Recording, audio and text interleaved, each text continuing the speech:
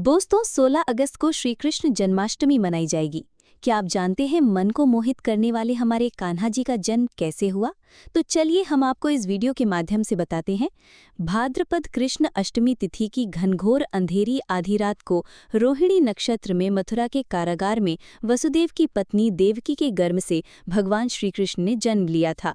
ये तिथि उसी शुभ घड़ी की याद दिलाती है और सारे देश में बड़ी धूमधाम से मनाई जाती है। द्वापर युग में भोजवंशी राजा उग्रसेन मथुरा में राज्य करता था। उसके आतताई पुत्र कंस ने उसे गद्दी से उतार दिया और स्वयं मथुरा का राजा बन बैठा। कंस की एक बहन देवकी थी, जिसका विवाह वसुदेव नामक यदुवंशी सरदार से हुआ था।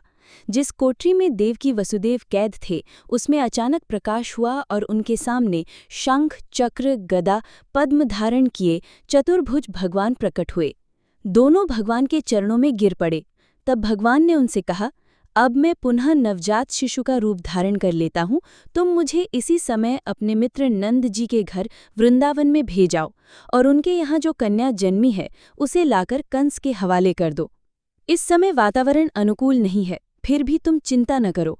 जागते हुए पहरेदार सो जाएंगे, कारागृह के फाटक अपने आप खुल जाएंगे और उफनती अथाह यमुना तुमको पार जाने का मार्ग दे देगी।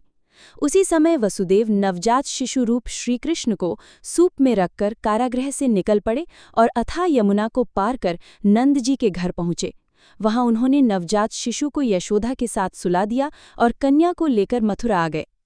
कारागृह के फाटक पूर्ववत बंद हो गए। अब कंस को सूचना मिली कि वसुदेव देवकी को बच्चा पैदा हुआ है। उसने बंदी गृह में जाकर देवकी के हाथ से नवजात कन्या को छीनकर पृथ्वी पर पटकना चाहा, परंतु वह कन्या आकाश में उड़ गई और वहां से कहा, अरे मूर्ख, मुझे मारने से क्या होगा? तुझे मारने वाला तो वृंदावन में जा पहुंचा है। वह जल्द ही तुझे तेरे पापों का दंड देगा। ये है कृष्ण जन्म की कथा। तो आपको ये कृष्ण जन्म की कथा कैसी लगी? हमें कमेंट में राधे राधे लिखकर अवश्य बताना।